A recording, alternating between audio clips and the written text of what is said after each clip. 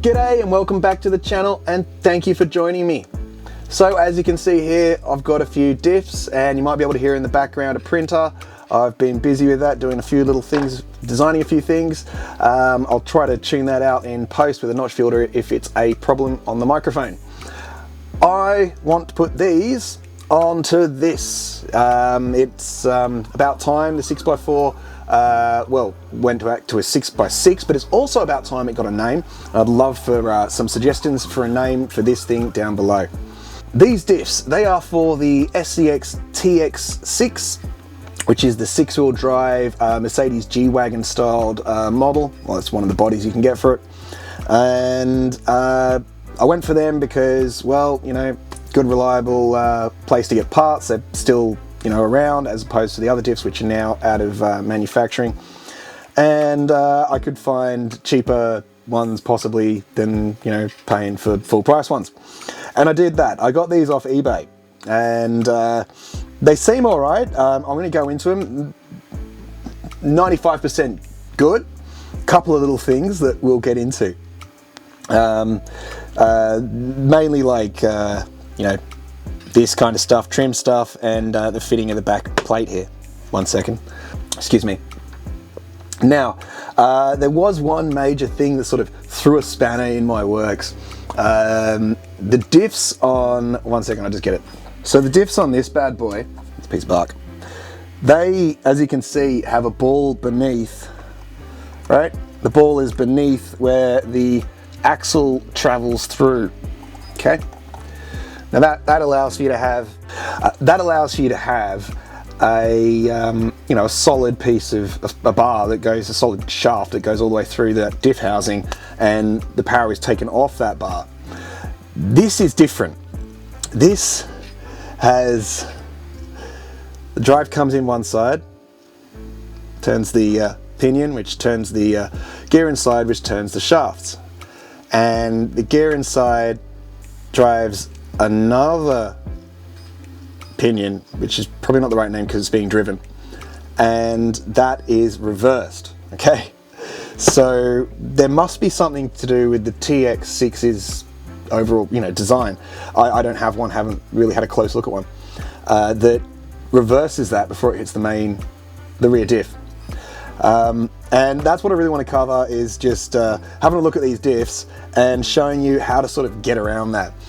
It's not too hard and to do it, the solution, but you will need either to craft some little blocks or, you know, 3D print some.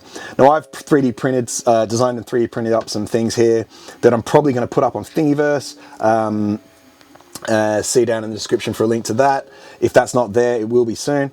And these are them, and this is the, well, at least the testing piece here for the armor. Armor, yes, under the diff armor. At least that's for the center and rear diff. The front diff is offset, so let's have a look at this problem I had, and then I'll show you how I fixed it. Give me a moment to get set up. Okay, so as you can see here, I've got the differentials set up with some shafts between them.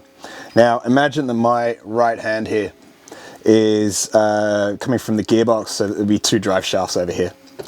And when I turn this way, or if I turn it this way to turn the front wheels,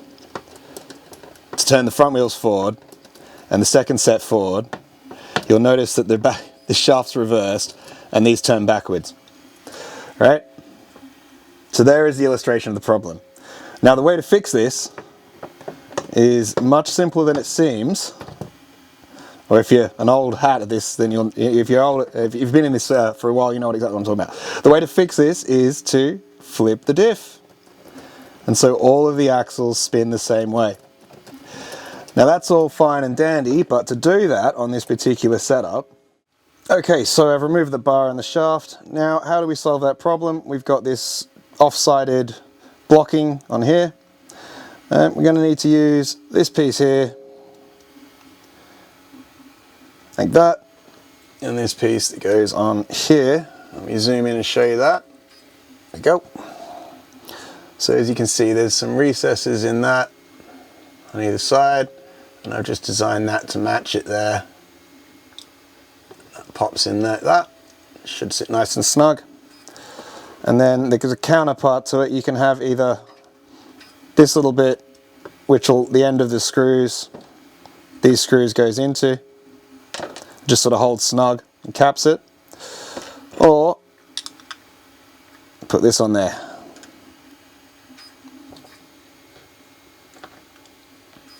So that bar's got to go back on and get all your bits lined up, and then screw it down to that threading in the casing of the diff. Now you don't necessarily need to use screws that are so long. I think what I'm actually going to do for this piece is have through holes, maybe even recess and come from the bottom with another set, so that they both tie in to the body of this casing in here. It might be the best thing to do, but for now we're going to go all the way through and just run the one thread through each hole. There's my tool.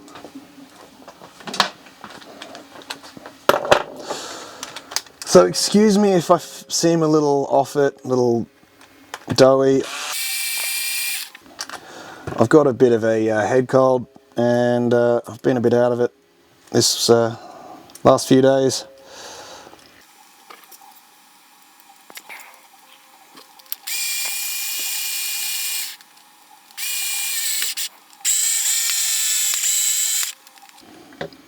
So as you can see, I've taken those threads through a bit far, but that's the basic. You know, the basic of it is you need these blocks here to have a nice pad. Now if I tighten them down, of course it will sit all flush, but what I want to do is actually back them off, come along, sit them in more or less the right position, and then zip. So I will get that done, and as you can see, these could go like that. So I'll get that done, and then we'll quickly come back. Here we go. The diff. Now this, ideally, will come up over the front, maybe affixed to this. That would be pretty cool. And if I made some sort of lip to cover that might be pretty cool too. Or vulnerable to breaking. Anyway, that's that there. Now, the problem that I had is this casing here. This wasn't flush, like absolutely flush to the body of the diff. Now this one is here, and this one here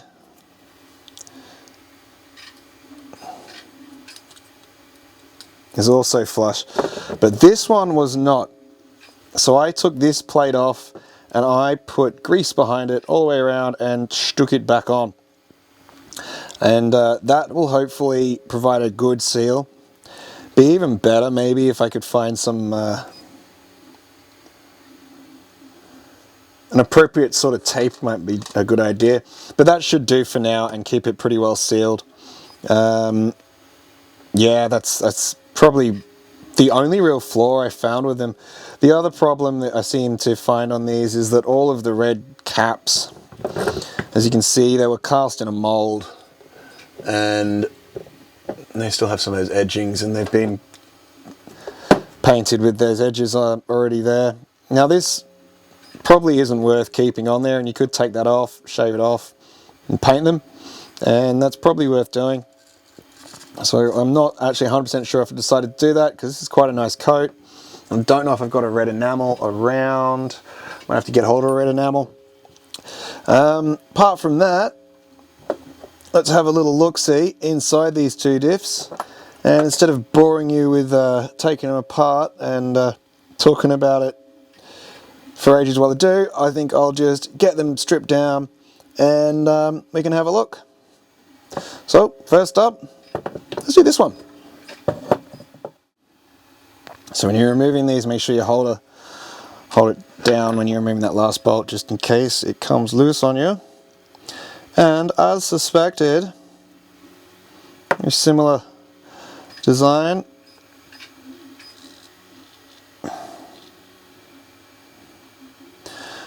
So the thing that's really different on here is actually it's this rear casing. I think for the most part, these two diffs are basically the same. Yeah. So we probably don't actually have to look inside that. So here we are. Let's have a close look. And I don't know why it's doing this weird. Hey. What the fuck are you doing? Okay, so here we have the two diff parts. Sorry, I've lost my train of thought. Right, there's our pinion gear, and that's sat in a nice little bearing in there, and it's got a C-clip on the other side to hold it in place. And it's a pretty solid little unit. Now, that's just mirrored on the other side. Quite literally, you got one and the other. The inside, bearings holding that in place. Shaft's coming out. The housing seems to close on both sides.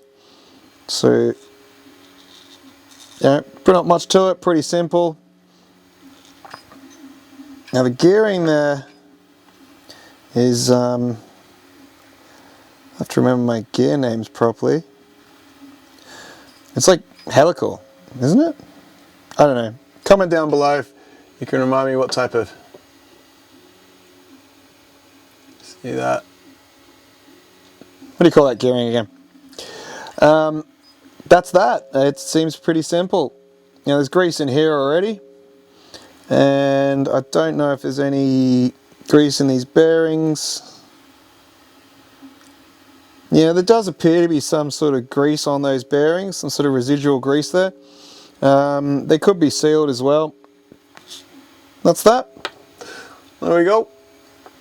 I'm probably going to say that they're all so similar inside that, yeah, there's no point opening the other ones up. So let's put that back together and move on.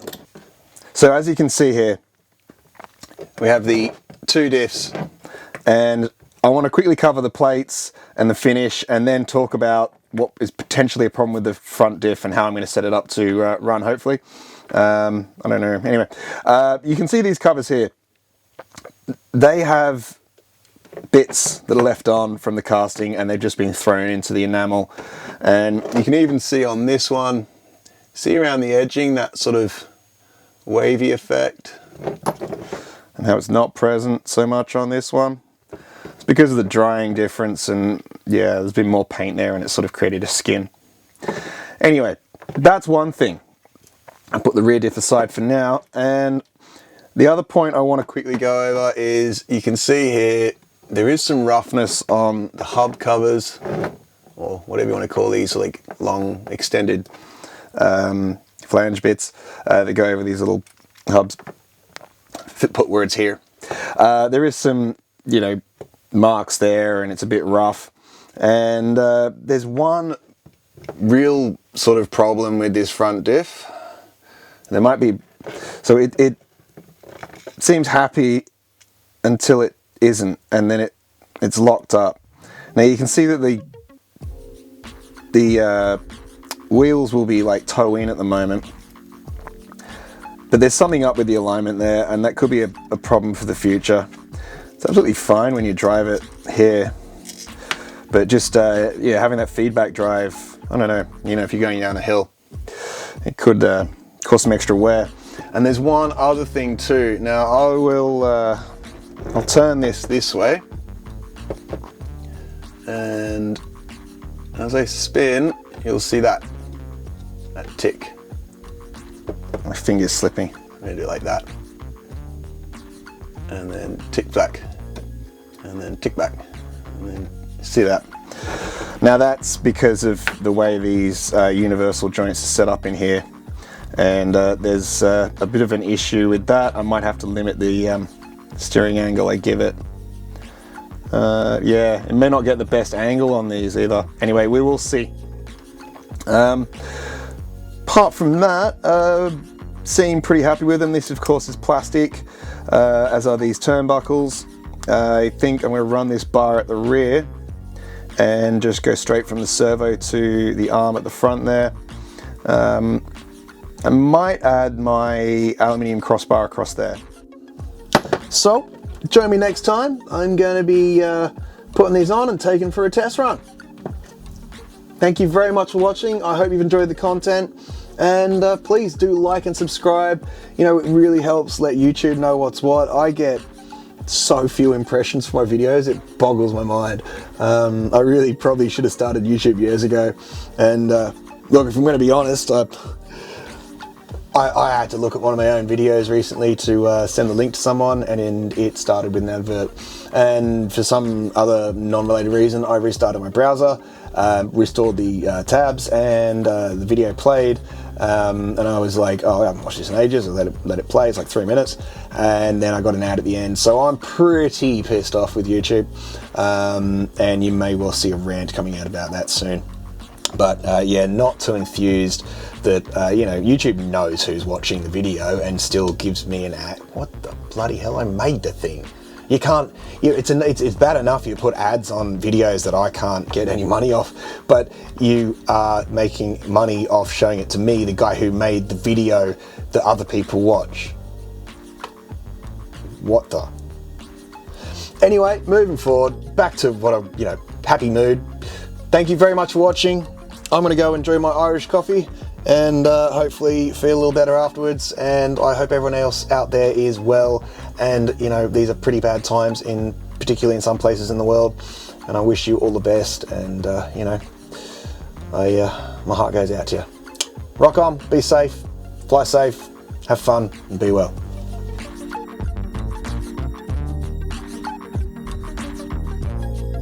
That might be a thing. Oh fuck, my game. Oh, okay, take 3.